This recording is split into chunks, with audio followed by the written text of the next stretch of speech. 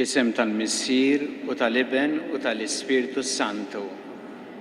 Il-grazzja ta' Sidna Ġesu Kristu, l-imħabba ta' Alla u l-għaqda fl-Ispiritu Santu tkun magħkom ilkoll.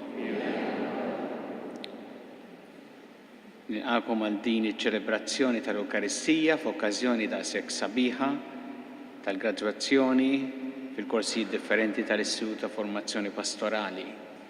Hija okkażjoni fejn nirringrazzjaw il-Alla u għalhekk niċċelebraw l-Ewkaristija. Hija okkażjoni fejn nirringrazzjawh għal dak illi sar dawn is-snin ukoll u nħarsu l-qudiem fiduċja, bil-fiduċja li jagħtina hu.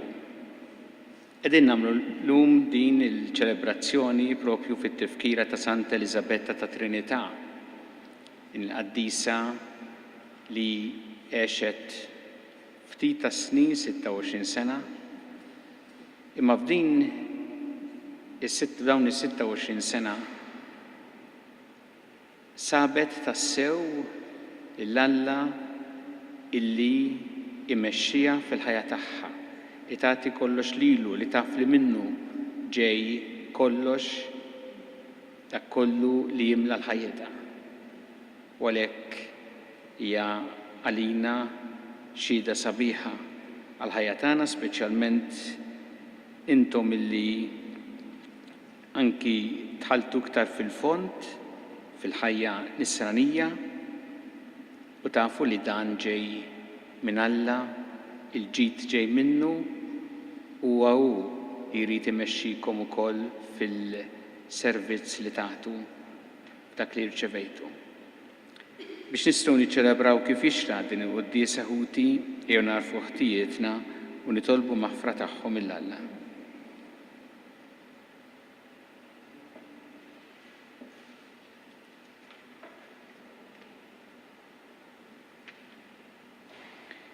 Nistqar l-Alla li jista' kollox u lilkom ħuti li jiena dribt ħafna bil-ħsieb, bil-kliem, bil-għamil u billi ħallejt mirjieti. Ħtija tiegħi bl-akbar ħtija tiegħi. Għalhekk nitlob il-imqazza Marija dejjem Verġni, l-anġli l-qaddissin kollha u lilkom ħuti biex titolbu għalija lil mulej Alla tagħna. Iħenna lina Alla li jista' kollox, jaħfrinna dnubietna u jwassalna għal ħajja ta' dejjem.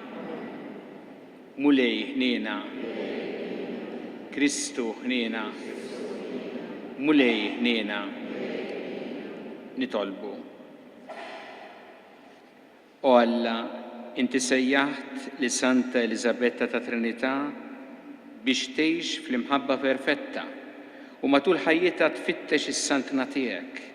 Għammel li nitqawwew bit-talb tagħha ħalli nimxu ferħana fit-triq tal-imħabba. Bibnik Ġesu Kristu Sidna li Alla u miegħek jgħixu jsaltam flimkien mal-Ispiritu Santu għal dejjem ta' dejjem.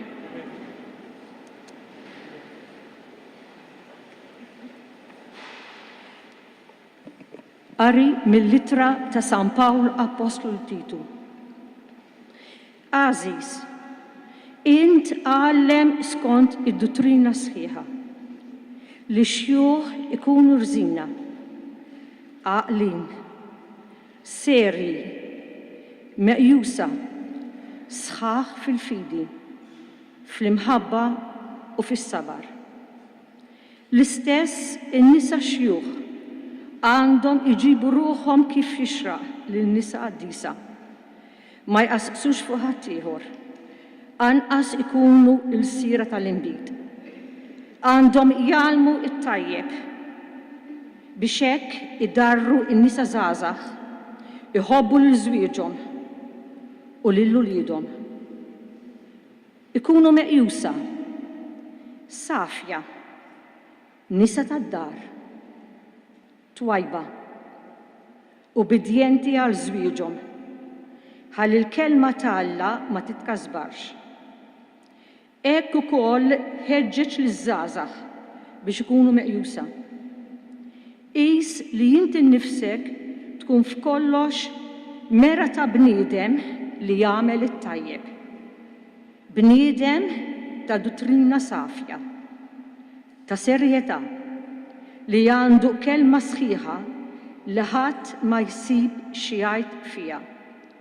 Sabiex kull min jieħodha kontra tagħna jibqa' mħawwad billi ma jkollu xejn ħażin xi jgħid fuqna.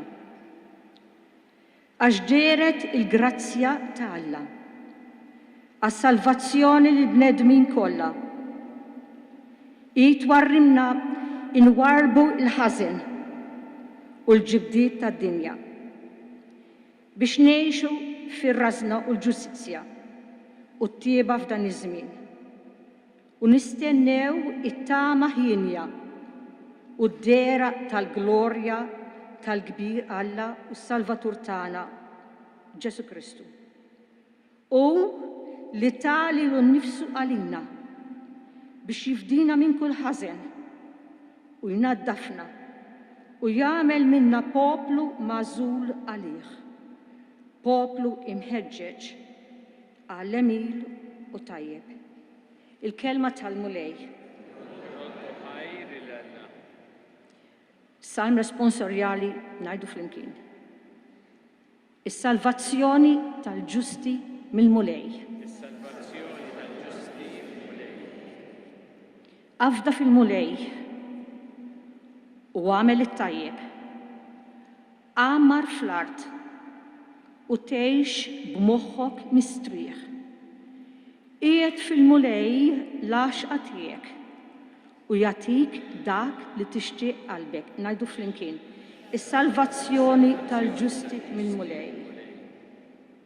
Fi ħsieb il-mulej il-ħajja tat-tajbin u wirthom jibqa' għal dejjem. Il-mulej isaħħaħ il-mixi tal-bniedem, iwettqu u jitaxxaq bitriqtu. Ngħidu flimkien. Is-salvazzjoni tal-ġusti mill-mulej. Dbiet mill-ħażen u għamel it-tajjeb biex tibqa' tagħmmar għal dejjem. Il-ġusti jirtu l-art u jagħmru fiha għal dejjem. Ngħidu flimkien. Is-salvazzjoni tal-ġusti mal-mulej. Kjoġobkom qumu l-wieqfa.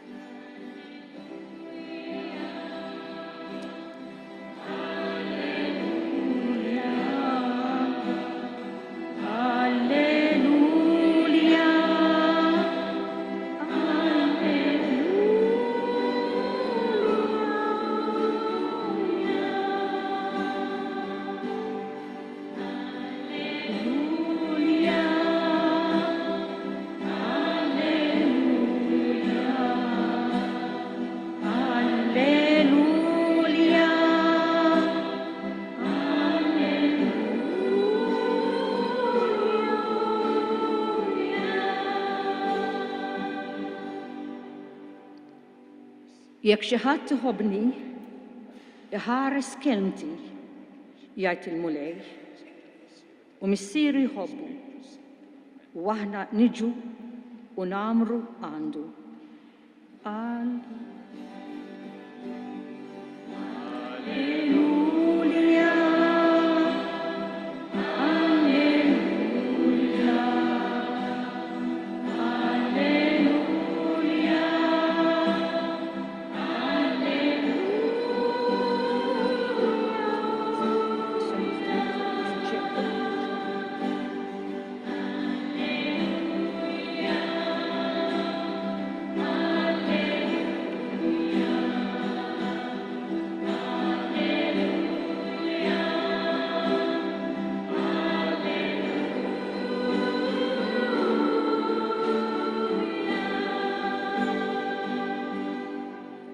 Il-mulej magħkom. Qari mill-Evanġelju skont San Luqa. F'dak iż-żmien Ġesu qal: wieħed minnkom ikollu għaddej qiegħed jaħrad jew jira. Meta jidħol mill-għalqa x'se jgħidlu? Ejja Għisa oqgħod għall-ikel? Jew lestili x'niekol, ilbes il-fardal u newwilli sa ma niekol u nixrob jien, u mbagħad tiekol u tixrob int. Jaqgħu se jrodlu ħajr lill-qaddej talli jkun għamel li ordinalu.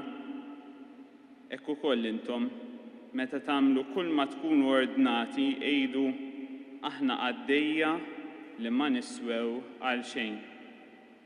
Għamilna biss dak li kellna nagħmlu.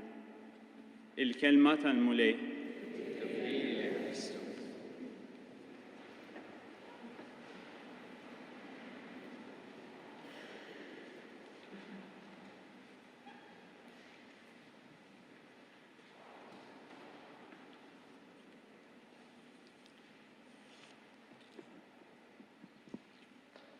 Aħna għaddejja li ma niswew għal xejn. Jiena dejjem tolqotni din il-kelma għax meta tismagħha għall-bidu tgħid dinha stramba kif ma niswew għal xejn. Meta Ġesu wera illi liġken wieħed jew waħda hija għażiża u tiswa ħafna quddiem Alla. Kif aħna almenu kif rajna hawnhekk għaddejja li ma niswew għal xejn.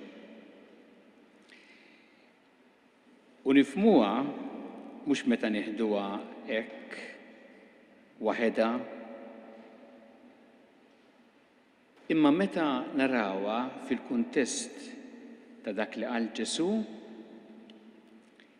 li l-messaġġ prinċipali hu li aħna għaddejja li m'għandux ikollna ħanejda bl-Ingliż għax nużawha ħafna sense of entitlement ma' Alla. Jiġifieri li minnu nistennew xi ħaġa bid-dritt. Jista' jiġrilna hekk aħna li aħna mitħla, ibda minna saċerdoti, li aħna qisna nibdew nimmaġinaw li t-tajjeb ġej minna, li aħna qegħdin nagħmlu ħafna tajjeb u kważi kważi Alla hu obbligat lejna għat-tajjeb li qegħdin nagħmlu.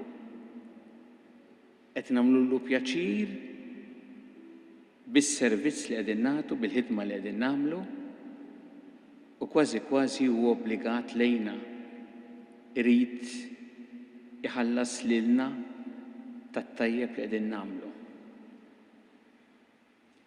Ġesu jurina li mhux hekk. It-tajjeb ġej minn Alla u aħna kollaboraturi tiegħu f'ħidma li tiegħu u trid tibqa' tas-sew tiegħu. U għalhekk meta narfu li aħna minnu ġej li nagħmlu dak li hu sew u dak li hu tajjeb, aħna f'qalbna jkollna tas-sew din is-sens ta' gratitudni u ngħixu bi gratitudni. Il-fatt hemm saying li jgħiduha ħafna, gratitude begins where the sense of entitlement ends. U Alla huwa hekk. U meta aħna jkollna din il-gratitudni nistgħu nifhmu tassew dak li qal Ġesu aħna għaddejja.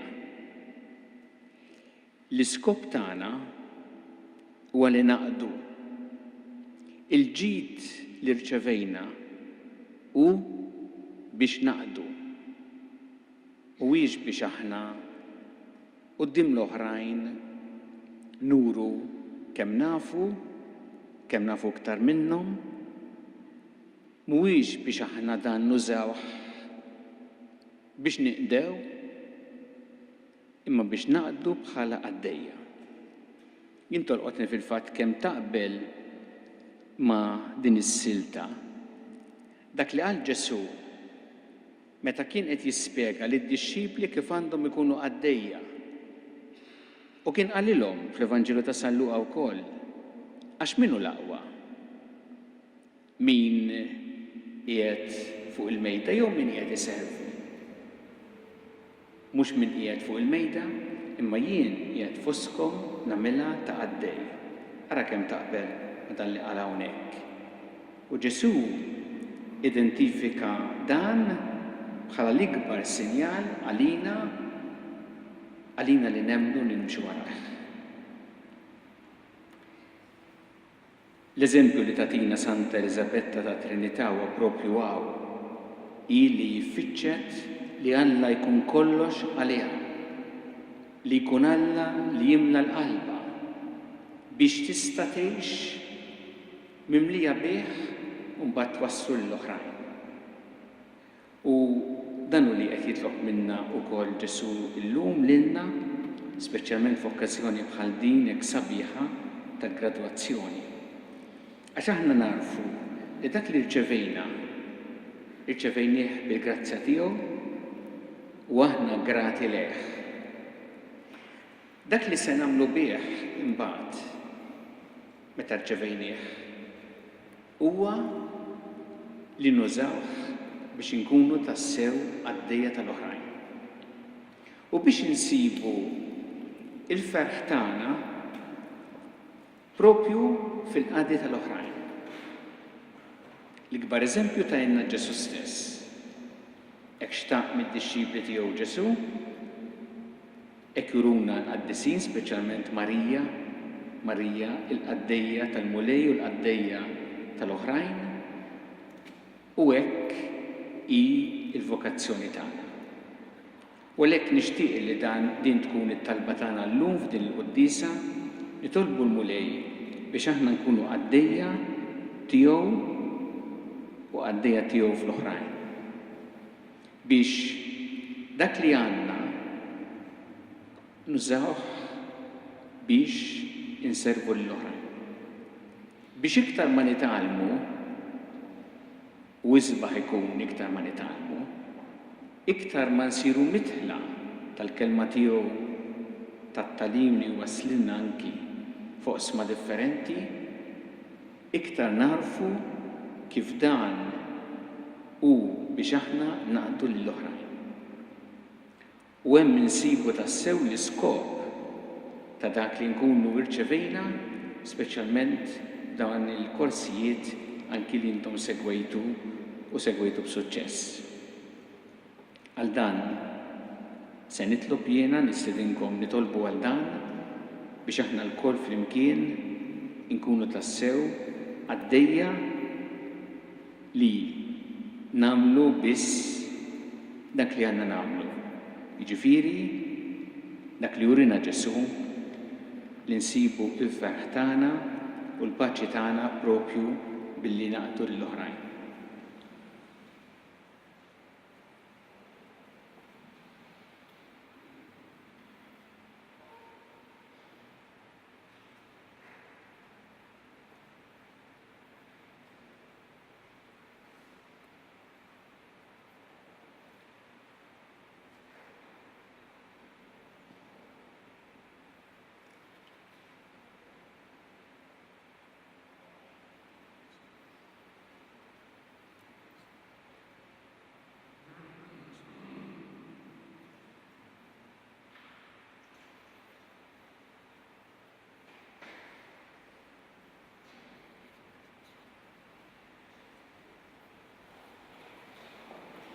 Jew issa nresqu it-talbiet tagħna lil Alla fiduċja kbira fl-imħabba tiegħu għalina.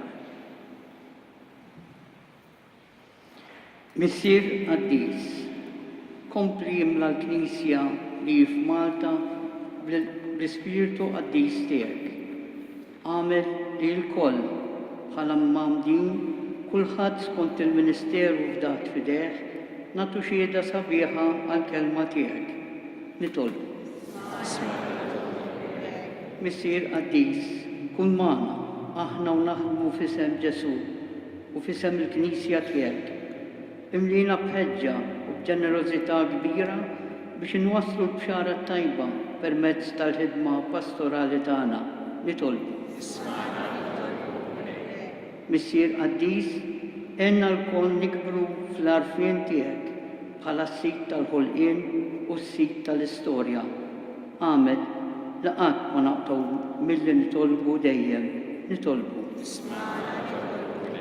Missier Qaddis, inna narfu l-importanza tal-bini tal-komunità inna nagħtu ħajjitna biex il-ħajja tal-komunjoni tiegħek fit-Trinità ngħixuha fil-familji u fil-parroċċi tagħna.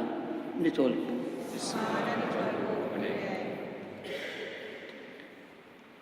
Ilqa nitolbuk mulej dawn it-talbit tagħna u żommna dejjem taħt il-ħarsien tiegħek bi Kristu Sidna. Amen.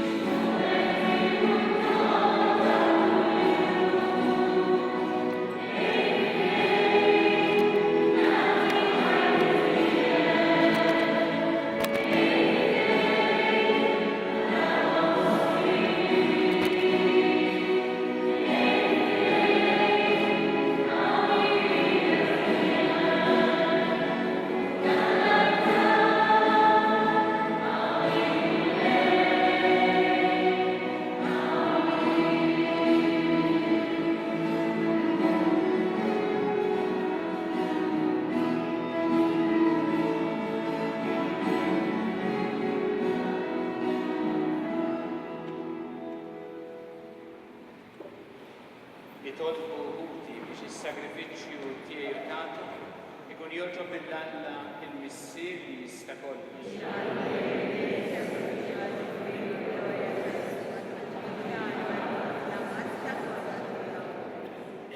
Ilqa' mulej dawn l-offerti li aħna għaddejja tiegħek tellajna fuq l-altar imqaddes fit-tifkira ta' Santa Elisabetta ta' Trinità. Ħolna minn kull rabta tad-dinja biex ma jkollniex ġid ieħor ħliefek bi Kristu Sidna. Il-mulej magħkom. Nerfgħu qlubna l fuq. Nissu ħajr il-mulej Alla tagħna. Sewwa xieraq tas-sew mulej missier qaddis, Alla ta' dejjem li tista' kollox, tajjeb u taġid tas-salvazzjoni tagħna li dejjem u kullimkien iroddulek ħajr. Għax fil-qaddisin jikkonsagraw ruħhom għal Kristu minħabba s-sadna ta' smawiet, jixraq infaħru lilek għal providenza tiegħek tal-aġel. Għax biha int terġa' ssejjaħ lill-bniedem għal dussija li fiha sawwartu fil-bidu u ddowqu minn issa id-doni li bihom iżżejnu fit-tiġdid tad-dinja bi Kristu Sidna. Għalhekk ma' l-qaddisin u l-anġli kollha nfaħruk u ntennulek bla għeda. Qaddis, qaddis, qaddis.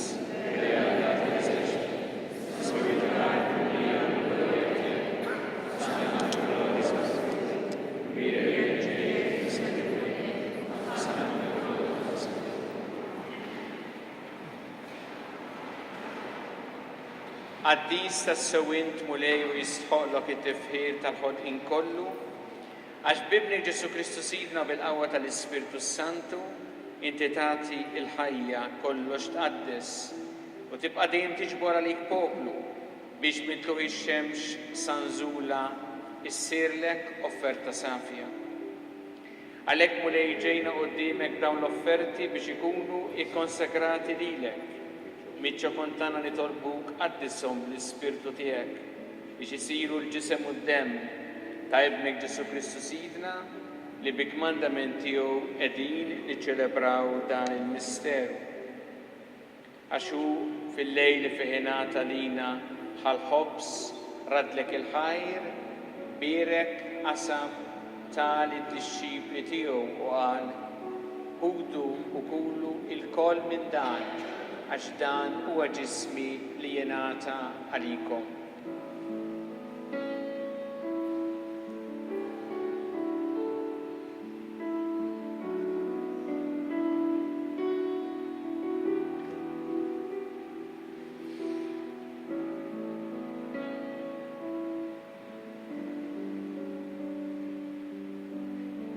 Ekk ukoll wara li klaħa il-kalċi radlek il-ħajr bierek tali d-disċipli tiegħu qal ħudu u jxorbu minnu l-koll għax dan huwa l-kalċi ta' demmi tal-patt il-ġdid li jibqa' dejjem. Id-demm li jixxeret għalikom u għall-bnedmin kollha għall-maħfra ta' tnubiet. Għamlu dan b'tifkira tiegħi.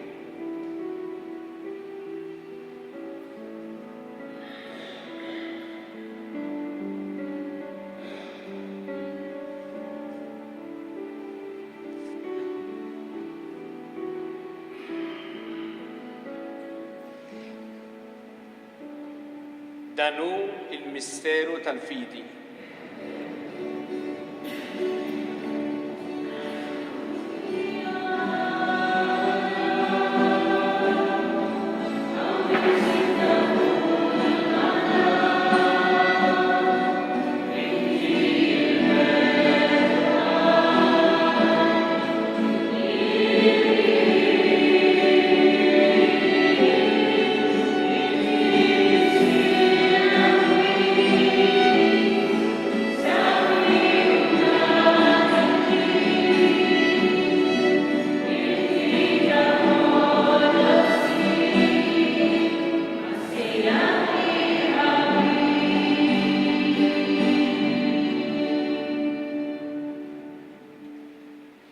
Għalhekk mulej aħna u nagħmlu dan b'tifkira tal-passjoni li biha ibnek fdina u tal-qawmin u tluq glorjuż tiegħu fis-sema. Aħna li qegħdin nistennew u nittamaw it-tieni miġja tiegħu brat il-ħajn offrulek dan is-sagrifiċċju ħaj u qaddis. Ħares li tolbuk lejn l-offerta tal-Knisja tiegħek. Araf fiha l-vittma li bis-sagrifiċċju tagħha rid terġa' tħabbibna miegħek. Għamel li aħna li se nissaħħu bil-ġisem u d-demm ta' ibnek, nintlew bl-Ispirtu qaddis tiegħu u nkunu ġisem wieħed u ruħ waħda fi Kristu. Nitolbuk li hu jagħmel minna offerta li tibqa' dejjem quddiemek biex inkunu nistgħu niksbu l-wirt mal-magħżulin tiegħek, mal-Verġni Mqazza, Omm Alla u Ommna Marija, ma' żewġa San Ġusepp, mal-Apostli u l-Martri Glorjużi tiegħek, ma' Santa Elisabetta ta' Trinità u mal-qaddisin kollha li kif nittamaw jidħlu dejjem għalina quddiemek. Għamel nitolbuk mulej li din il-vittma li terġa' tħabbibna miegħek tkun taslim u salvazzjoni għad-dinja kollha. Wettaq fil-fidi u fl-imħabba il-Knisja tiegħek tul il-mixja tagħha fid-dinja. L-qaddej tiegħek il-Papa Franġisku, l-Isqof tagħna Charles, l-isqfijiet u l-ministri kollha tiegħek u l-poplu kollu li inti ksibt għalik. Il-qabit tieba talb u x-xewqat ta' din il-familja li inti ridda tinġabar madwarek. Għader mis-sirħanin l-uliedek kollha kull fejn jinsabu waqqadhom miegħek il-koll. Ħen għal ħutna mejtin. Għal dawk kollha li ħallew din il-ħajja fis-sewwa tiegħek, daħħalhom fis-salbna tiegħek fejn nittamaw li aħna wkoll għad naslu biex il-koll flimkien nitaxqu għal dejjem bis-sebħ tiegħek bi Kristu Sidna li bih infawwar id-dinja kull ġid.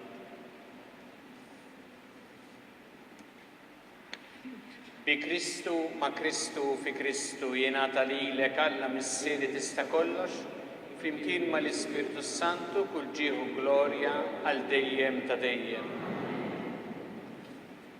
Ew flimkien nitolbu it-talba li għallimna Ġesu li rrid li nitolbu bħal-uliet tal-istess missier tagħna.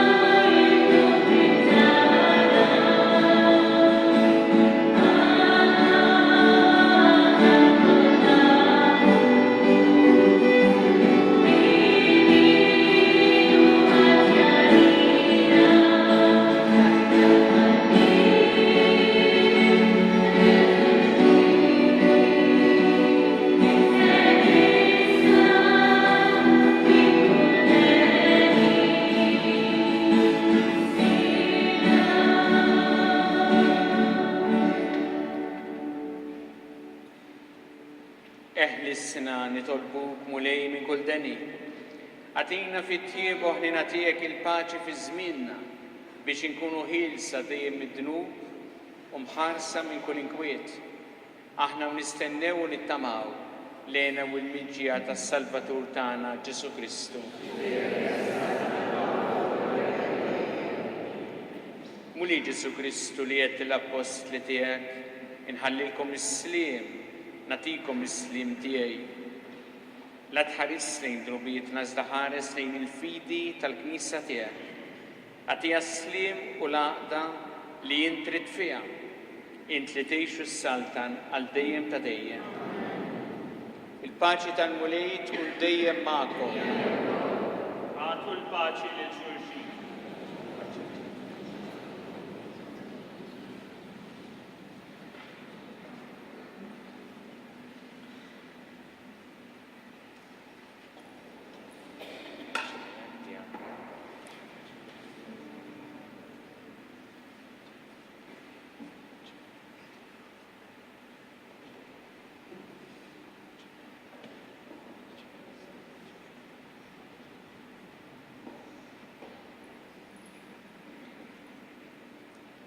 Ħaruf talla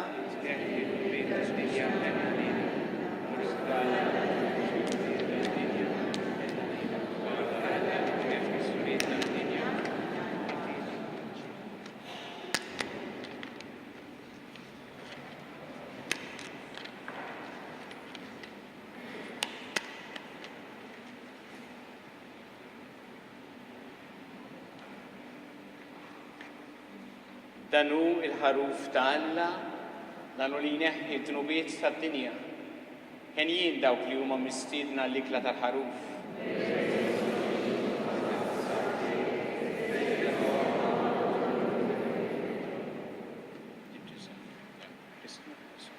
Żewġ saċerdoti ser iqarbnu taħt it-tarax tal-artal u l-aħħar 10 bankijiet tal-Knisja jistgħu jitqarbnu minn saċerdot li jkun qed iqarben wara net. Grazzi.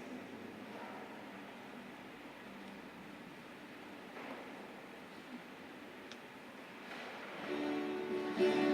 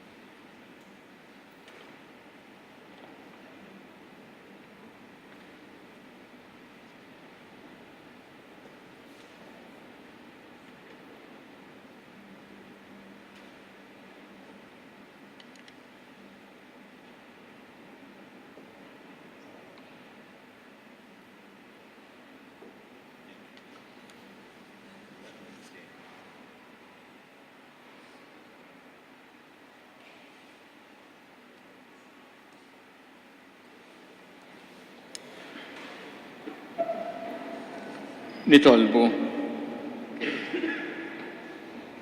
Mulej bil-qawwa ta' dan is-sagrament mexxina bla jeda fit-triq ta' mħabbtek fuq l-eżempju ta' Santa Elisabetta ta' Trinità u kompli l-opra tajba li bdejt fina sa mat-temma għal-jum ta' Kristu Ġesu ibnek li jgħixu jsaltan għal dejjem ta' dejjem. Il-mulej ma'kom, iberikkom Alla li jista' kollox, il-Missier u l-Iben u l-Ispirtu Santu. Morru u jgħixu fil-paċi ta' Kristu.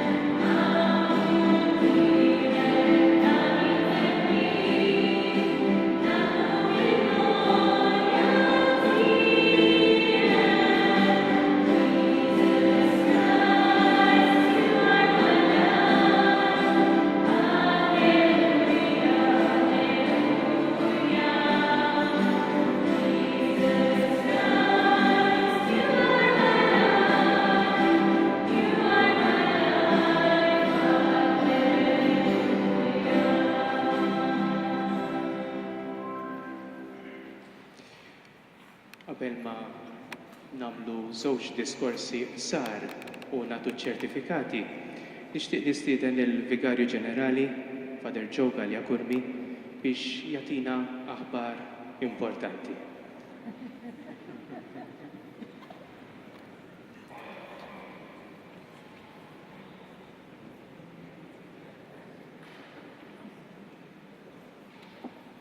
Mhijiex rigward l-elezzjonijiet fl-Istati Uniti. Imma għalina importanti ħafna wkoll. L-ewwel nett ħanibda mill-ewwel biċċa li Father Mark Sultana temm il-servizz tiegħu bħala direttur tal-Istitut ta' Formazzjoni Pastorali. Father Mark issa se jkun direttur spiritwali s-seminarju.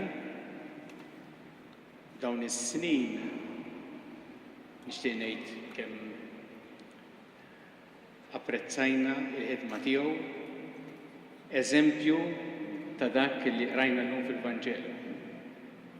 Il-mod kif ħadem bħala direttur tal-Istitut ta' Formazzjoni mhux biss għen biex jiżviluppa l-Istitut ta' Formazzjoni, imma anke bl-ispirtu tas-sew ta' koordinament ta' kollaborazzjoni flimkien ta' servizz kbir. U għalhekk nixtieq nirringrazzjah ta' dawn is-snin u nuruh kemm il-Knisja f'Malta hija grata għal servizz li ta' dawn is-snin.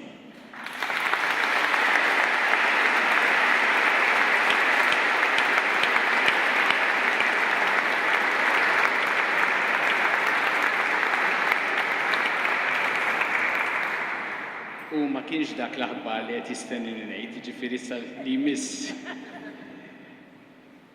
Issa l-Arċisqof naturalment ra min jista' jkun direttur tal-Istitut ta' Formazzjoni Pastorali u għażel il-Father Jimmy Bonici biex ikun id-direttur ġdid tal-Istitut ta' Formazzjoni Pastorali. Father Jimmy.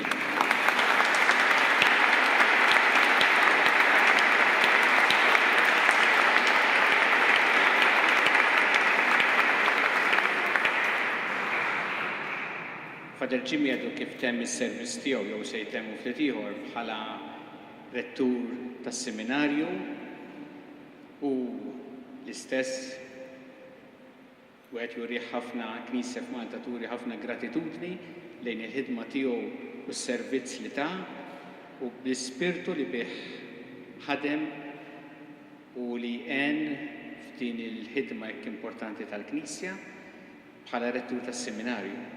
Issa se jkun suċċessur tiegħu Fader Albert Buħaġa li jagħtaw magħna wkoll. Fader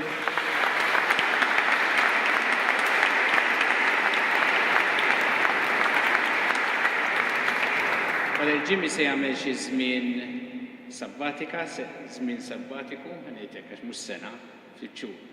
Biex imbagħad wara l-Għid il-Kbir jibdew prattikament f'dak iż-żmien bħala direttur tal-Istitut ta' Formazzjoni Pastorali aħna nawgurawlu ħafna, però jinċert li se jkompli fuq il-passi ta' Fader Mark u qablu Fader Fabio u l-Istitut tassew ikun kif inhu għall-Knisja f'Malta verament ġawra sabiħa illi qed tgħin biex aħna napprezzaw dak li hu l-iktar importanti fil-ħidma tal-Knisja f'Malta.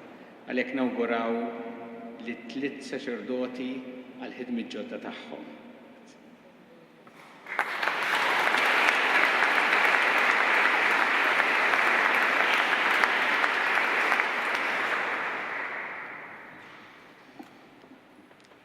Nixtieq nirringrazzja l-Father Joe illi baqa' mhux biss juri interess kbir fl-Istitut ta' Formazzjoni Pastorali illi hu kellu sem ewlieni fit-twaqqif tiegħu.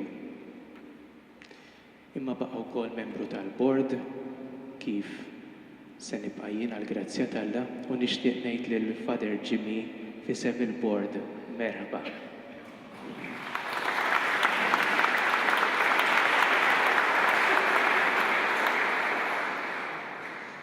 Fuq livell personali jiena kif taf kuntent ħafna li qed naħdem miegħek f'da żmien fis-seminarju u li se nkompli naħdem miegħek fl-Istitut ta' Formazzjoni Pastorali u dan ngħidu wkoll fisem il-bord kollu. Grazzi, grazzi li aċċettajt, grazzi. Messaġġ żgħir ħafna eżiż. Intom qegħdin hawn mhux biss għax temmejtu kors fl-Istitut ta' Formazzjoni Pastorali u wkoll f'istituti oħra tal-Knisja, imma x'intom dixxipli ta' Ġesu Kristu. Intom kontu għadkom affaxxinati mill-qalb tiegħu. Kontu u għadkom miġbuda mill-ħniena tiegħu. Ma kontux l-ewwel u lanqas minnhom se tkunu l-aħħar. Intom parti minn storja kbira ta' fidi, ta' tama u ta' mħabba. Intom tarfu kif għarfu tant u kif se jarfu tant. Kif ġibitkom leħ bħarsa ta' mħabba, ta' sejħa, ta' maħfra, ta' tiġdid. Tiftakru momenti f'ħajjitkom meta raftu dan, għalhekk qegħdin hawn il-lejla. Dan l-avvenimentu tappa żgħira minn storja kbar ta' mħabba li hi ħajta ta' deb li tagħti sens u orjentament lil ħajjitkom sħiħa. Kemm hu sew li nħallu lil nfusna nitnifdu mill-imħabba ħanina tal-Mulej Ġesu. Kemm hu sew li narfu li hu jafna sew u ma jinkwetax quddiem iċ-ċokon tagħna.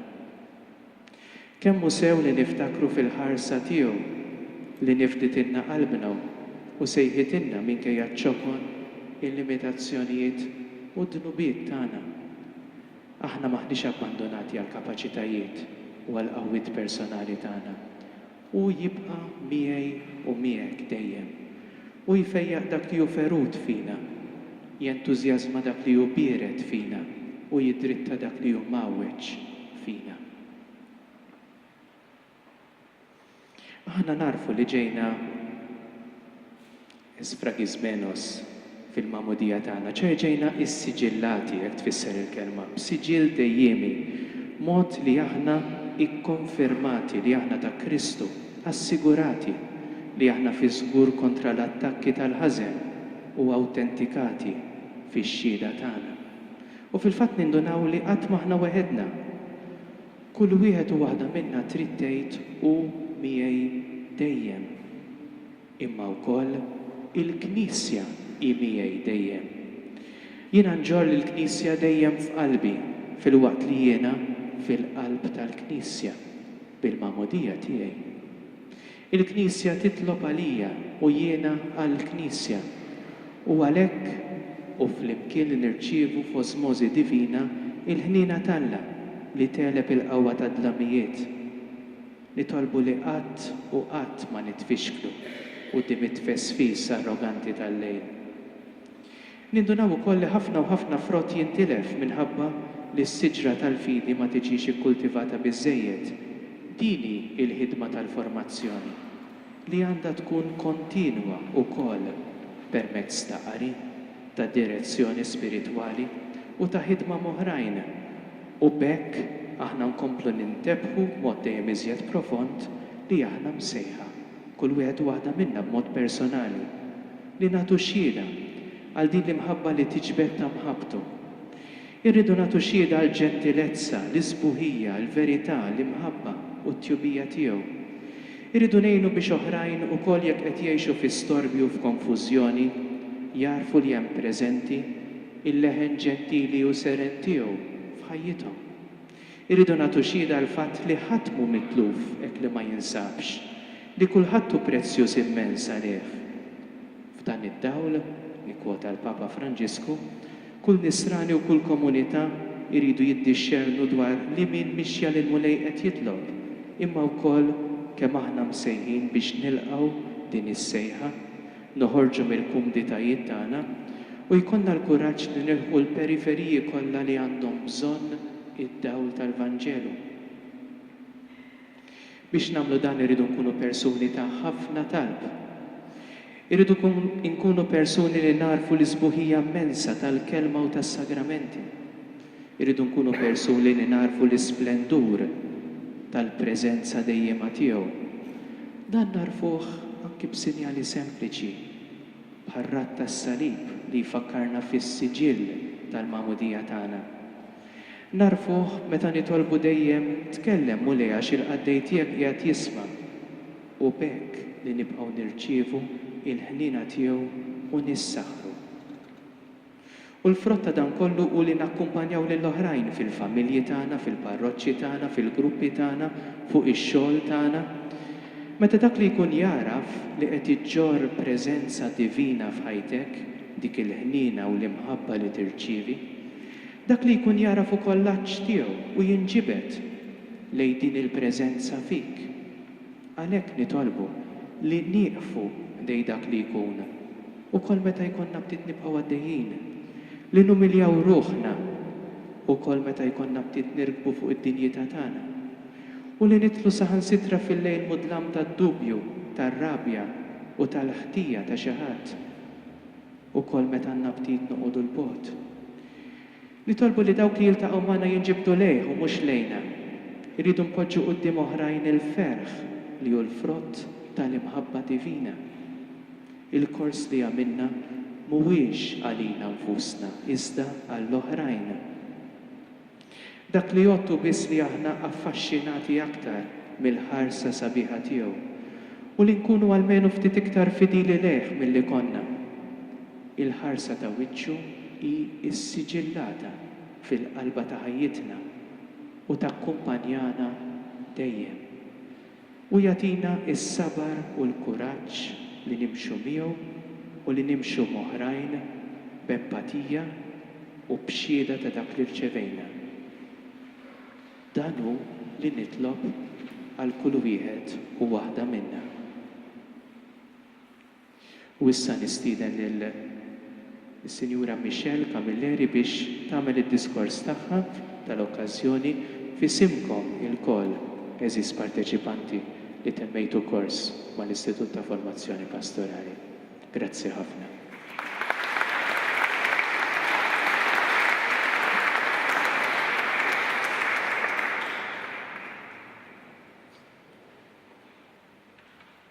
Aziz Vikarju Ġenerali, Monsignor Joseph Gallia Kurmi, eżis għallima, studenti, familjari u ħbieb.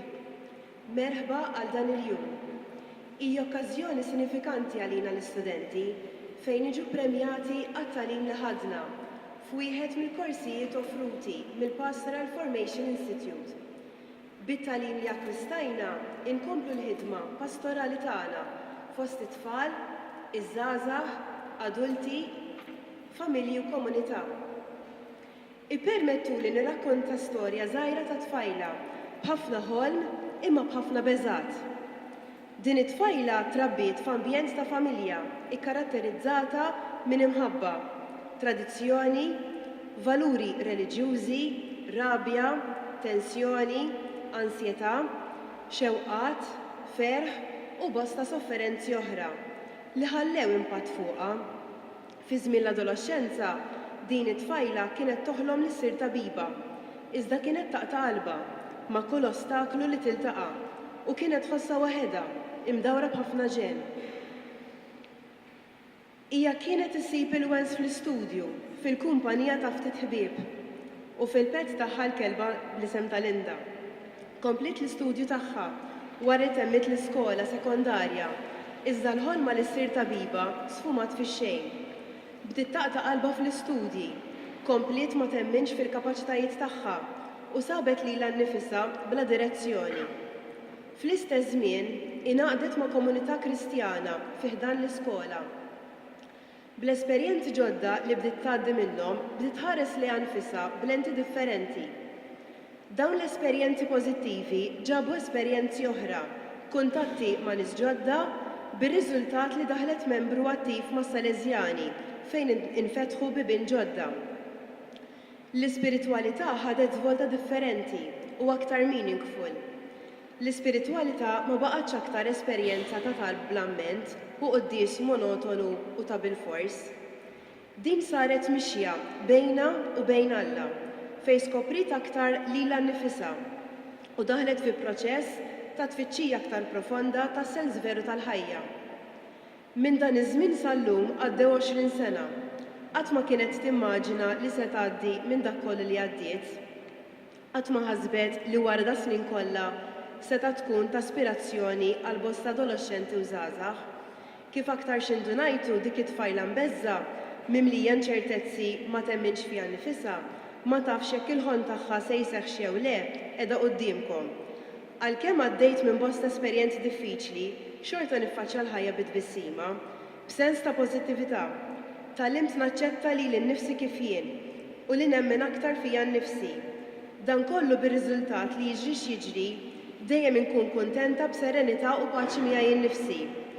Dan mhux possibbli waħdi, il-preżenza t'Alla f'ħajti tkompli ssaħħaħ dan.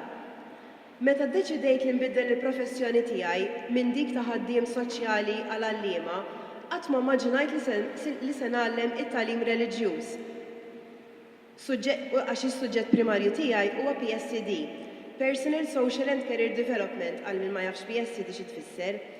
Minħabba li ngħatajt ir-responsabbiltà li nagħllem dan is-suġġett, kelli nitħarreġ f'kors biex intejjeb il-ħiliet tiegħi f'dan il-qasam. Nisqar magħkom li ma kienitx għażla tiegħi biex nattendi il-kors tal-Youth and Adolescent Ministry, imma minflok qatt ingerger u neqret lili nnifsi ħadta bħala sfida. Il-kors kien imqassam f'numru ta' modules fejn xi wħud rajthom interessanti u relevanti għall-ħidma tiegħi, filwaqt li oħrajn rajthom inqas relevanti imma nħoss li xorta tallimt. Rajt li l-ħidma pastorali mal-adolescenti ma taqafx mat-tagħlim reliġjuż biss. Nemmen li anke waqt l-attivitajiet spiritwali, edukattivi kif ukoll rikreattivi inkun ta' sors siewi għalihom bit-tarif li ksibt. Din hija l-missjoni tiegħi. Illum fl-2016 ngħixu f'dinja teknoloġika fejn l-adolescenti jistgħu faċilment jiġu aljenati fit-tfittxija l-vera sens ta' ħajjithom. Bl-esperjenza personali tiegħi bit-tarif li ksibt kif ukoll bit-twemmin li għandi, nemmen li kapaċi ngħin l-adolescenti biex inqarribhom għal dak li hu tassew importanti fil-ħajja, tfittxija l-iskop veru tal-ħajja. Ukoll ma jinqos li ngħinhom jaraw is-sabiħ li hemm fihom, jaċċettaw lilhom infushom kif huma bir-riżultat li jaslu biex iħobbu lilhom infushom aktar nittama. Nemmen li anke intom studenti se tagħmlu differenza fil-ħidma pastorali tagħkom bil-kapaċitajiet u l-għarfien li ħadtu bil-korsijiet li attendejtu. Nikkonkludi b'żewġ kwotazzjonijiet sal-Papa Franġisku relatati maż-żgħażagħ li japplikaw għalina wkoll. Eżiż żgħażagħ titfnux it-talenti tagħkom, ir-rigali li tagħkom Alla. Tibżgħux toħolmu affarijiet kbar.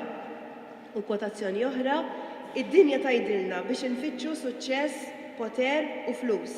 Alla jgħidilna biex infittxu l-umiltà, servizz għall-oħrajn u mħabba. Grazzi u awguri.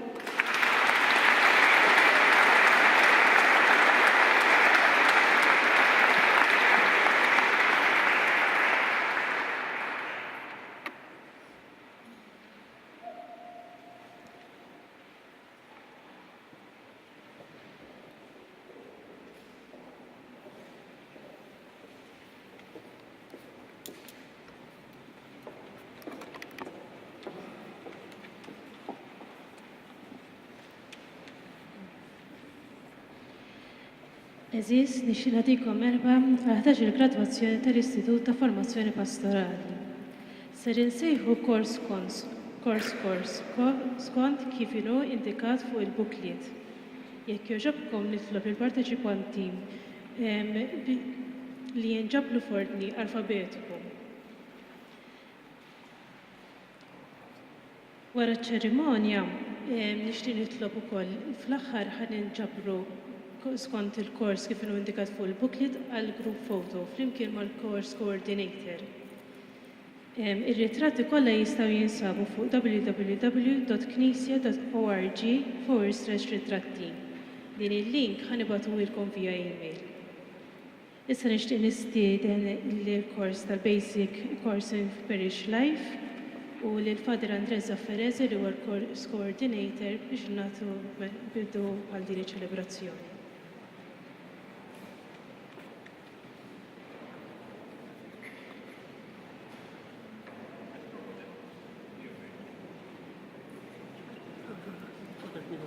Thank you.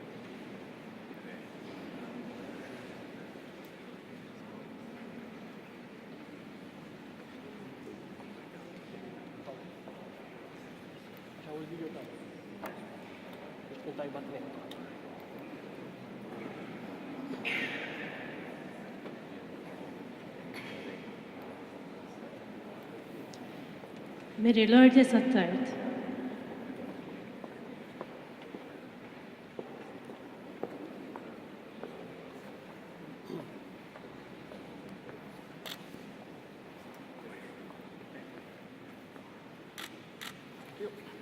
Antoinette Bezzina.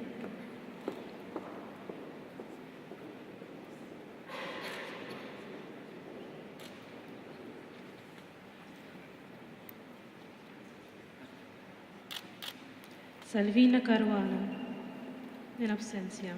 Mari Demek.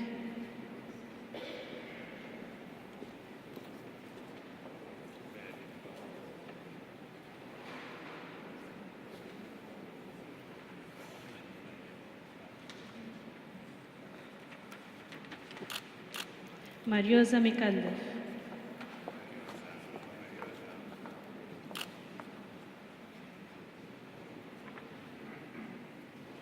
Frank Mifsud.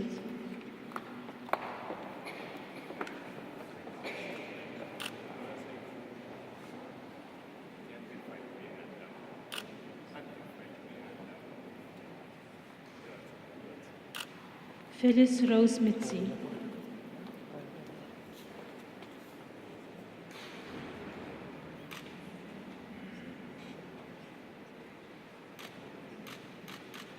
Joseph Muscat.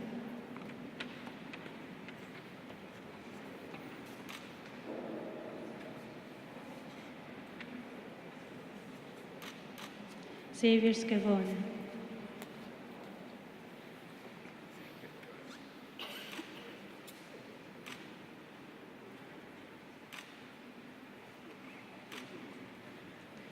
Chris Draganza.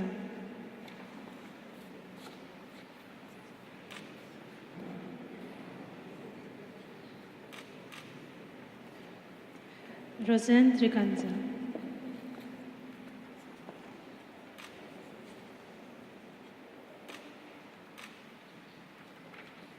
Nixtieq nistieden il-Fader Aurelio Molestanio u u l-parteċipanti ta' module on the Ministry of the Liturgical Cantor.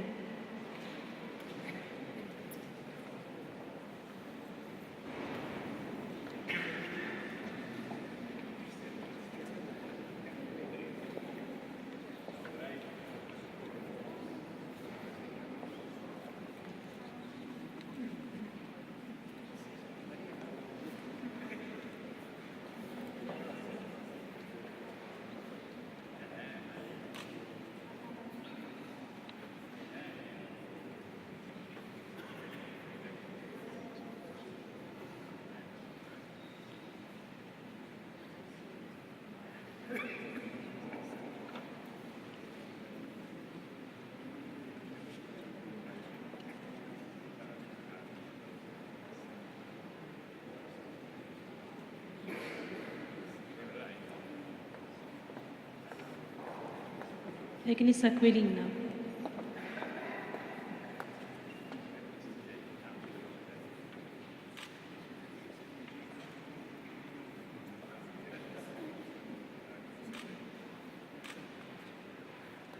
Andrea Briffa.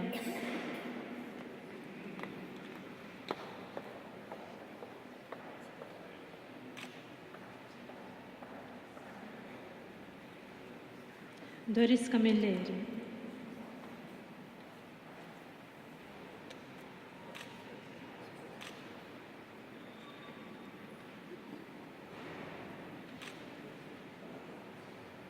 Anna Maria Cassar.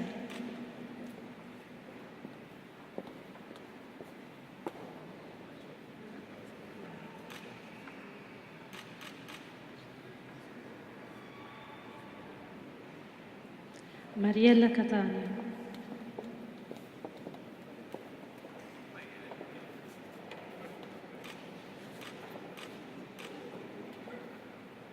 Ruth De Bono. In absentia, Martes Farrugia.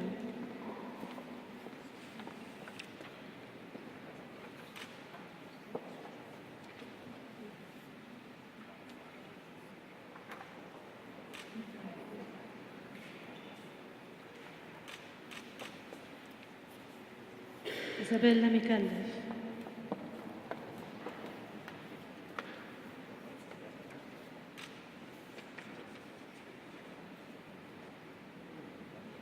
Paul Spiteri.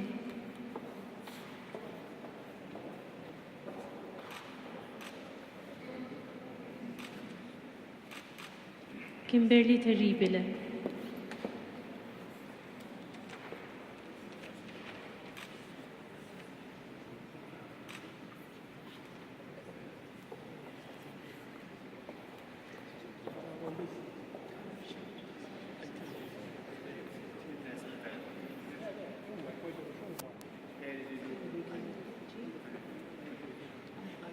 Mela Carmel Xkembri, in absenzja.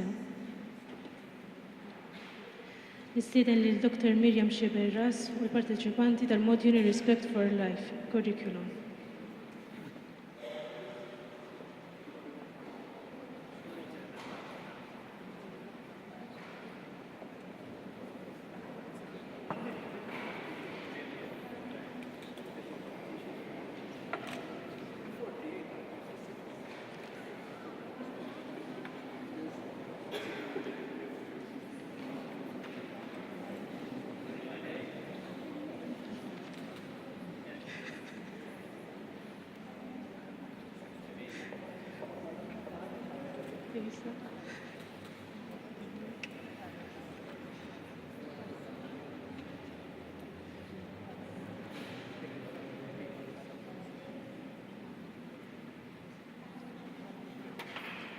Oriana Barbara.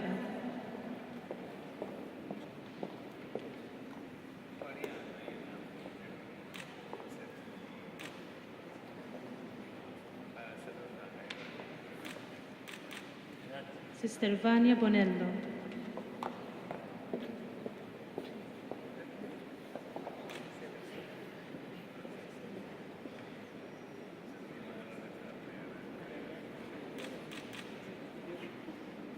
Stephanie Kakija, in absentia. Robert Calleja, in absentia. Helen Chini.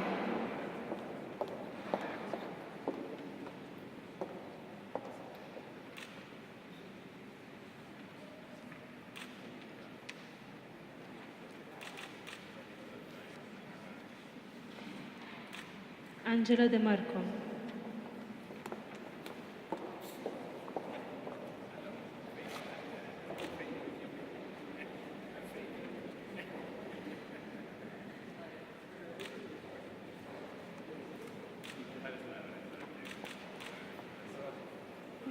Michael Grek in absentia, Angela Mikallef in absentia, Roberta Mikallef in absentia, Abigail Patch.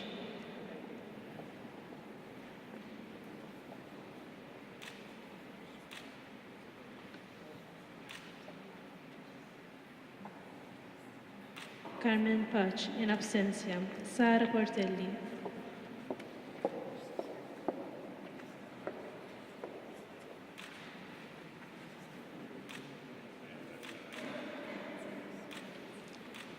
Sister Teresa Tonna in absentia, Sherin Schwireb.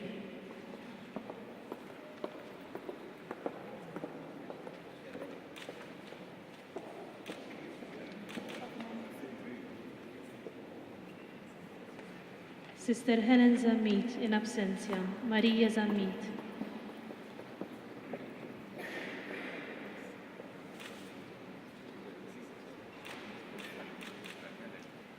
Nistiden li l-Fader Andrew Gallia u l-parteċipanti tal-Module in Franciscan Spirituality.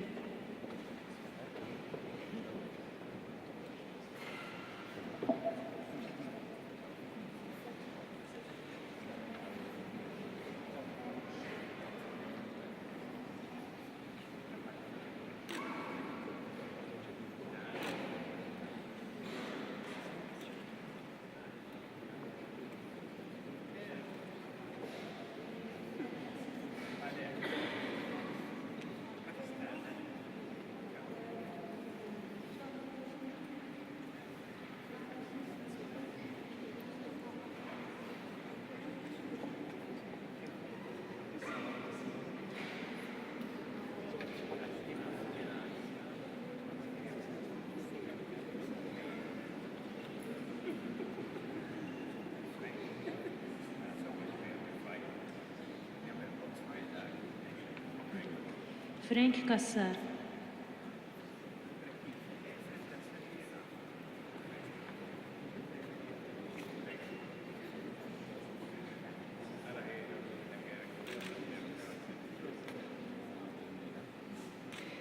Andrea Gatt in absentia, Jonathan Gracie in absentia, Ryan Penta.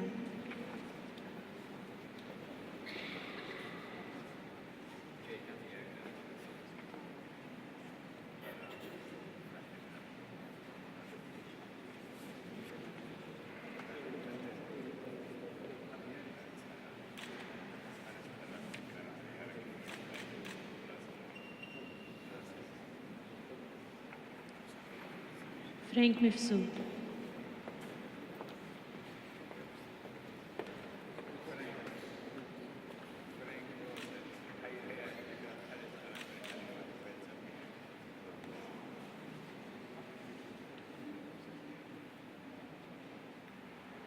Daniel Miller in absentia, Phyllis Rose Mitzi.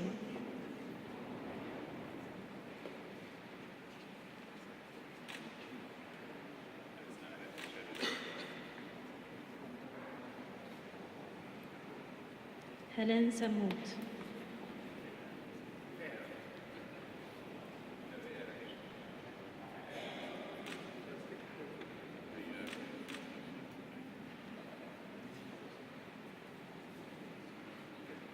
Anthony Vella.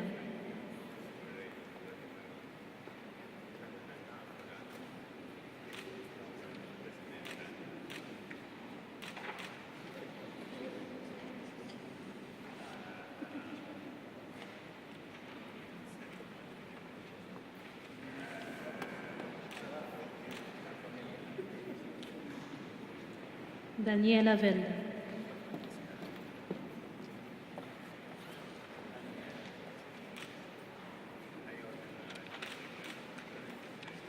Luis Vellam in absentia, Silvia Lomex in absentia, Philip Lomex in absentia, Phyllis Portelli in absentia.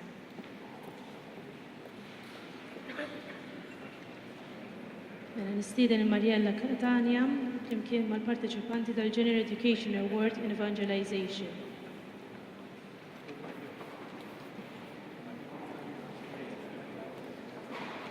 U l-Mario Zmikallaf.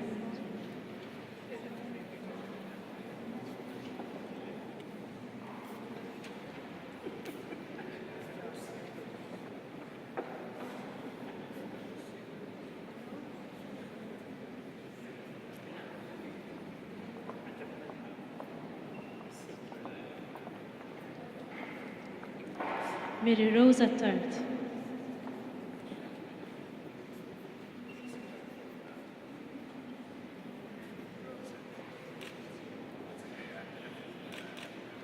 Carmen Borch.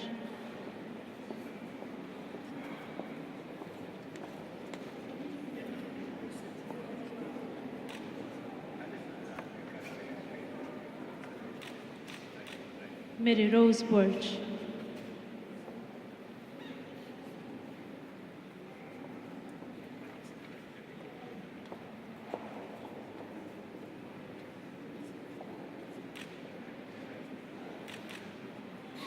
Joseph Wahajar.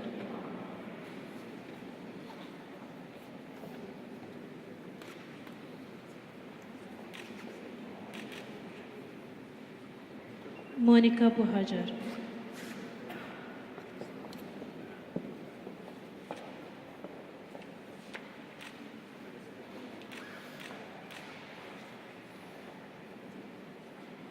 Gaetano Kakija, in absentia, Dolores Ketkuti.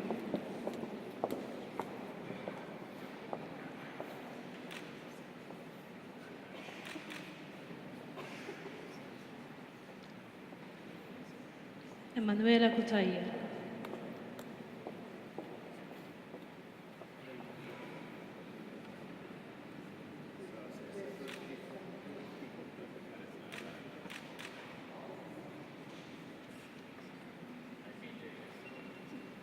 Phyllis de Guara.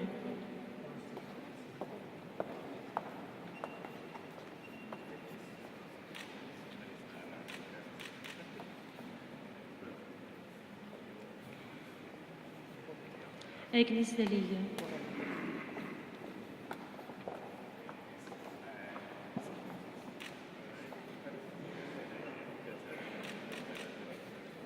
Josephine Formosa.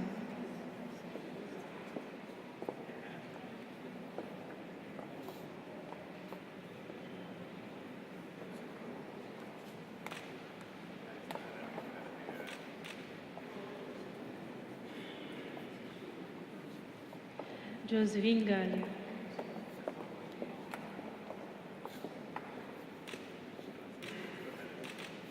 Marianne Muscat.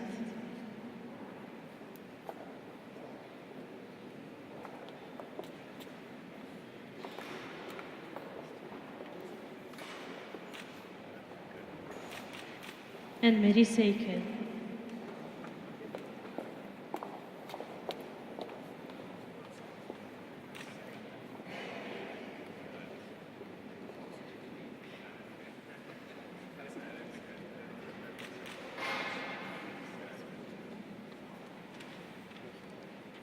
Christine Tanti u Edward Tanti.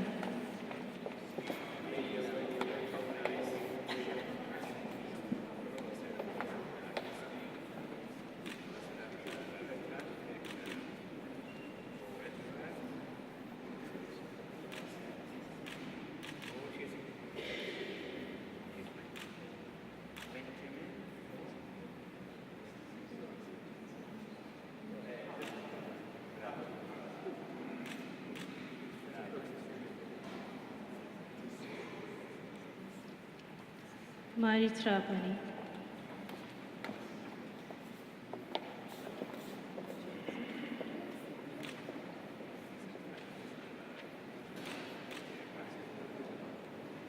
Gita Zara.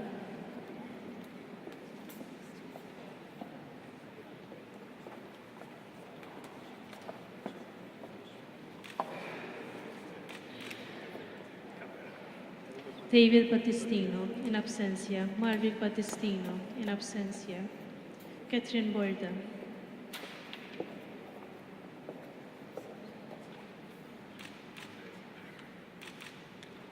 Roseanne Borge.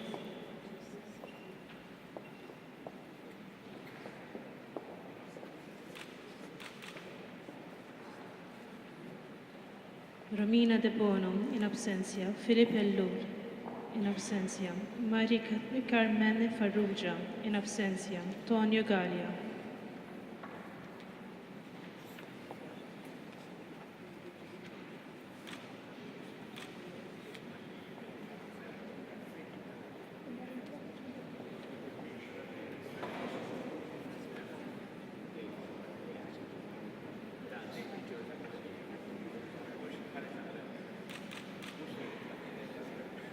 Philomena Healy, in absentia. David Joseph Malia, in absentia.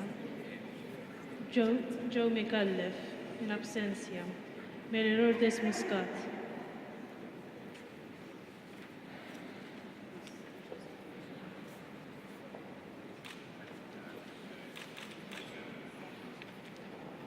Josette Musso.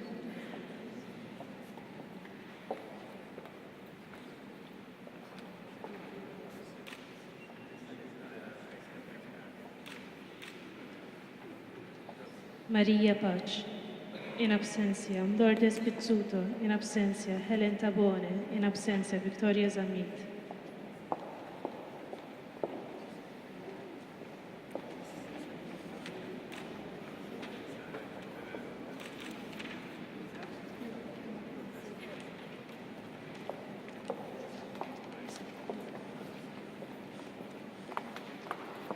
Is-siten il-Josef De Bono u l-parteċipanti għal General Education Award in Youth Leadership.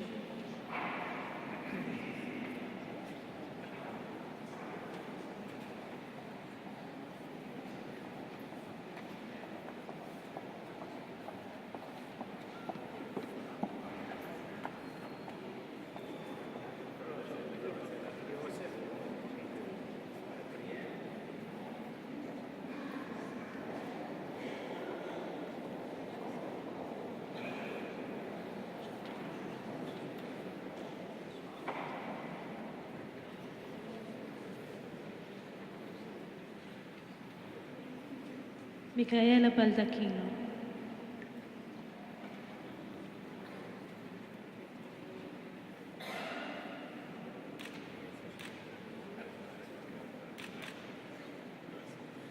Matthew Bonanno.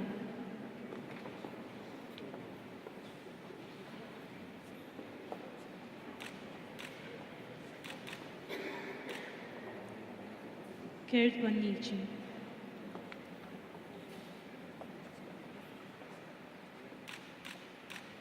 Andrea Borch.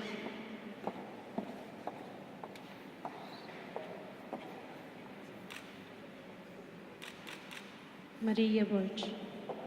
Maria Borch.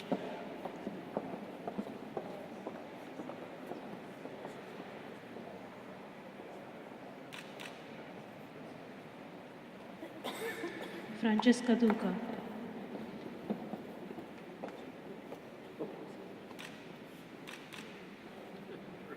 Sara Falzon.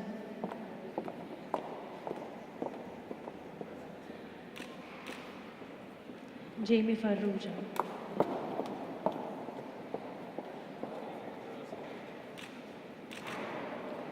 Maria Manjon, in absentia. Maria Mikallef.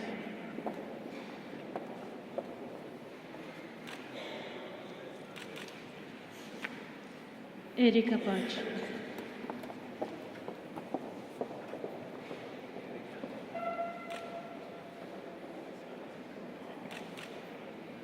Owen Pach.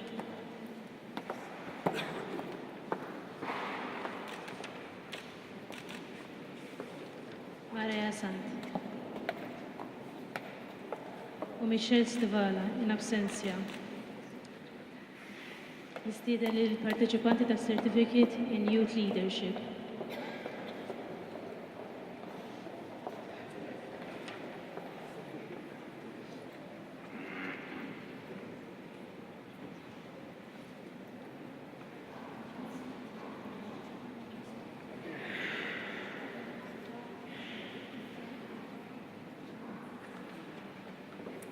Monica Maria Falson.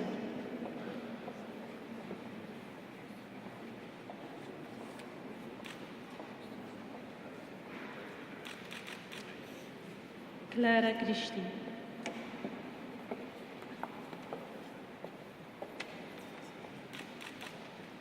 Jonathan Matthew Shikluna.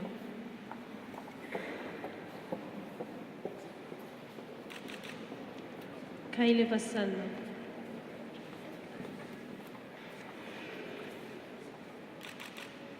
Kerid Vinsherri, in absentia. Naomi Teuma, in absentia. Maria Rosaria Zammit.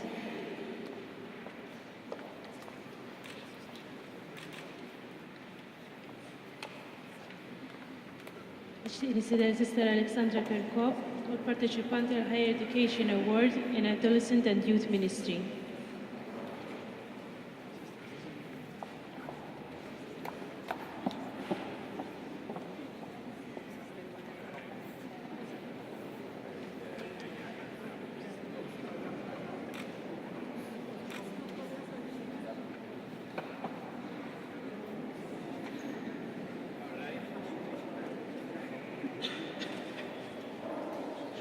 Sister Rosanna Zoppardi.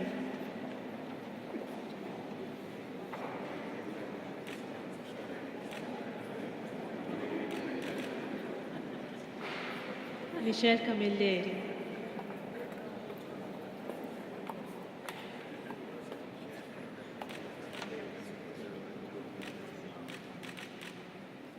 Sister Marika Cardona.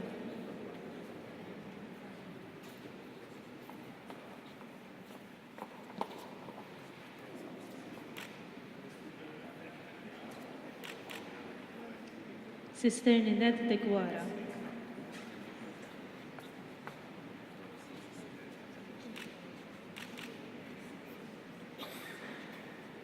Sister Matlin Hatalan Falzon.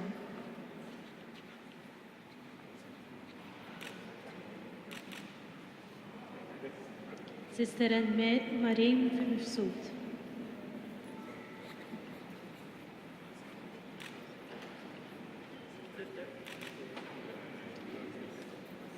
Jürgen Shikluna.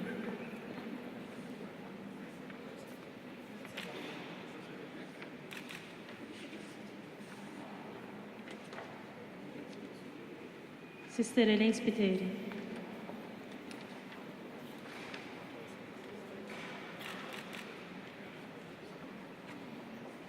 Nixtieq nistieden Father David Cortez u l-parteċipanti tal-Higher Education Award in Catholic Social Teaching.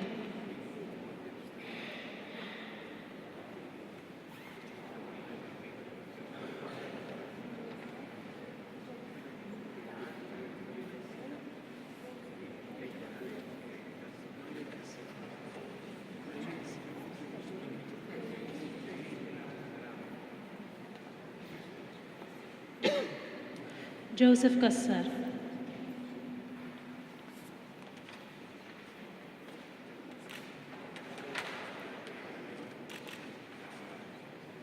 Ray Kassar.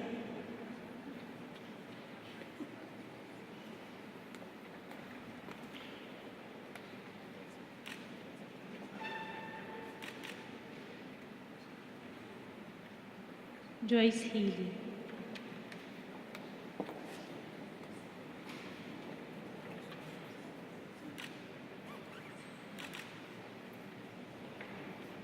Sister Leslie Caruana flimkien mal-parteċipanti tal-Higher Education Award in Family Ministry.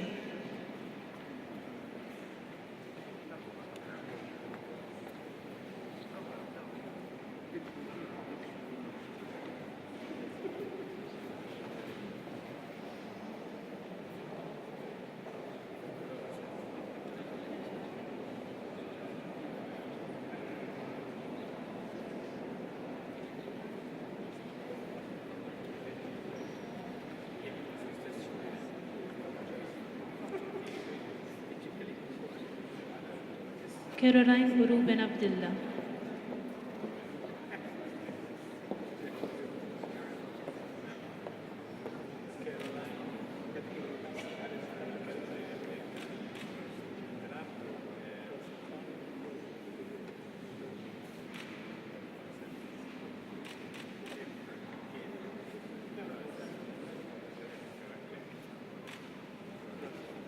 Father Charles Attard.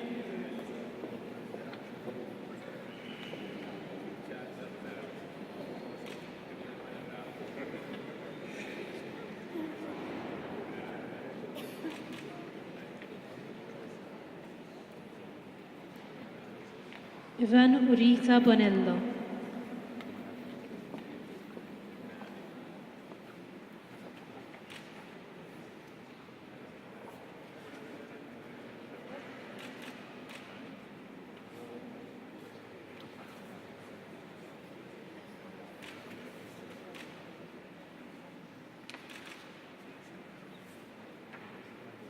Mari Kakia.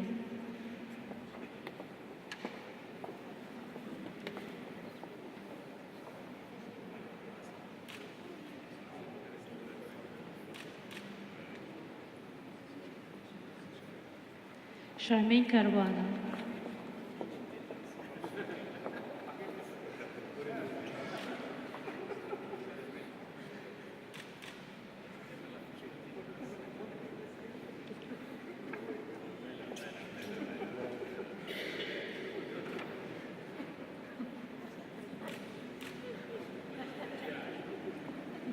Christopher Daniela De Micoli.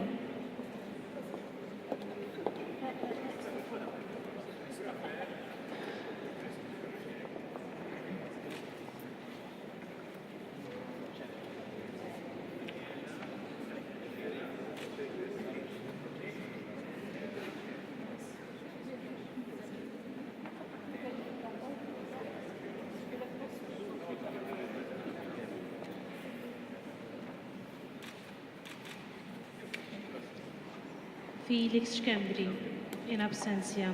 Cettina Zara.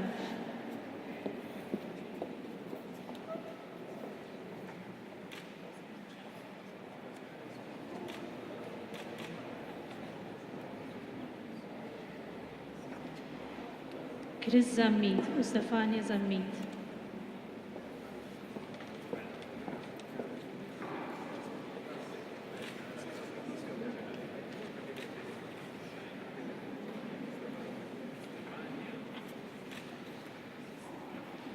Olivia Farrugia in absentia.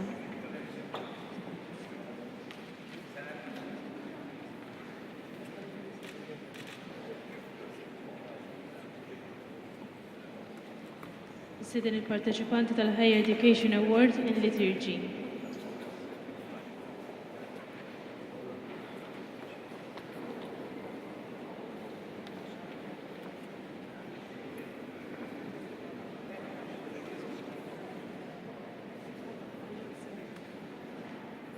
Il-ċertifikati jiġu prezentati minn Father Mark Sultana u minn Father Joe Gallia Kurmi bisem Father Jesmond Mannika.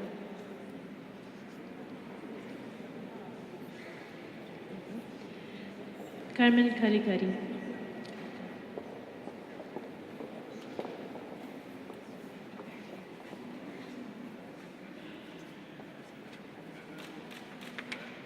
Robert Calleja in absentia. Josette Chantar.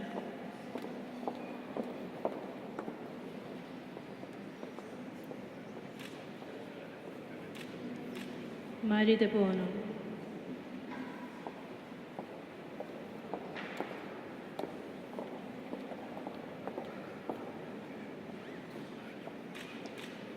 Rosella De Pasquale.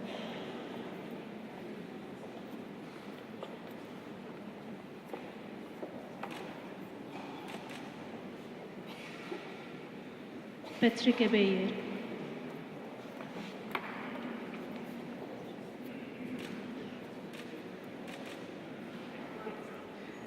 Giuseppe Cauci.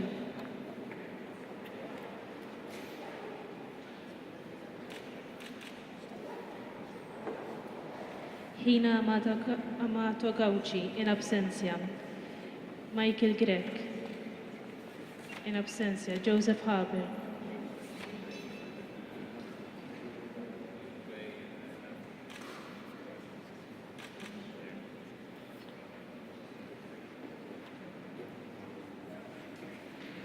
Bernard Biscopo.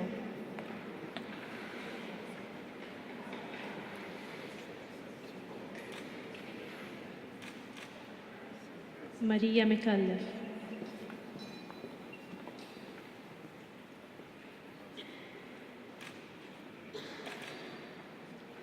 Phyllis Samud Smith.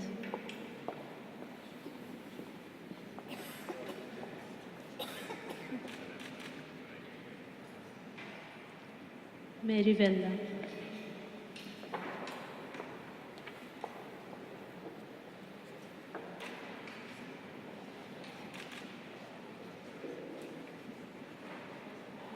Sina Vella.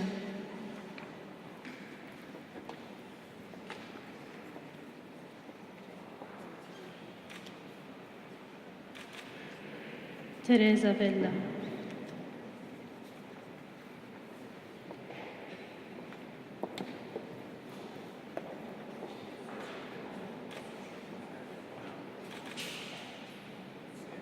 Phyllis Portelli in absenzja.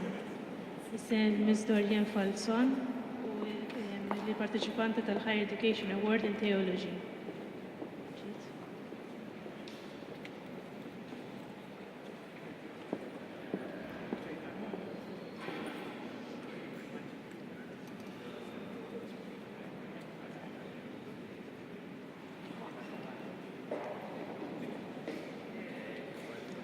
Joanne Vella.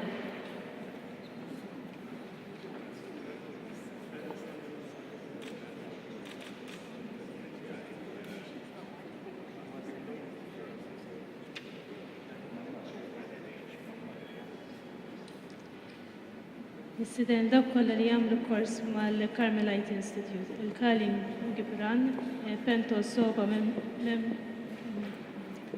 mdemma tifsira tar-ruħ, Seminar on Sanskrit Spirituality Part 1 u 2.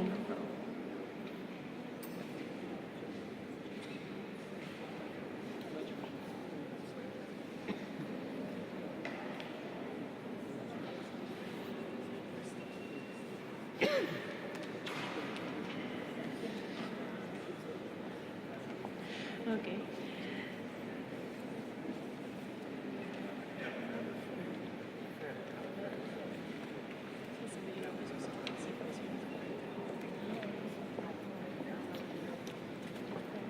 Antoinette u Charlo Laferla.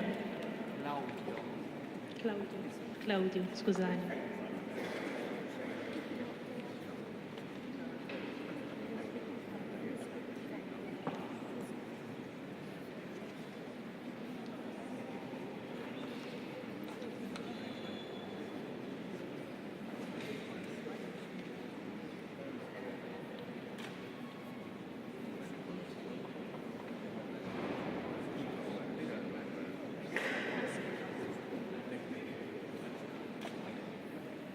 Frank Mifsud.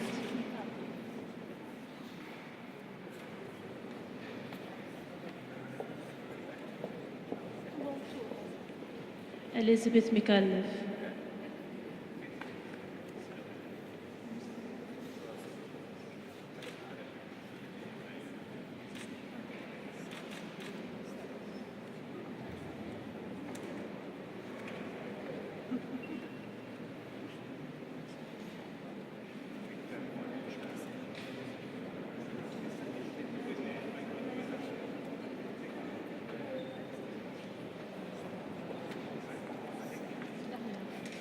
Higher Education Award in Biblical Studies.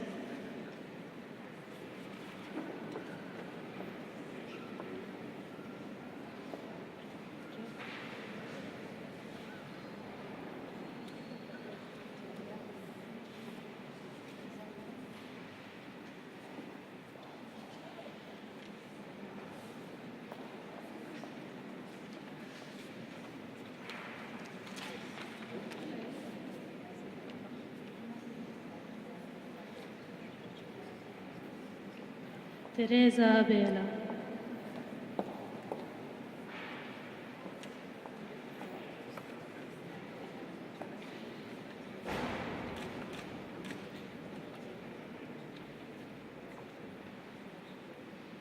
Isabella Mifsud.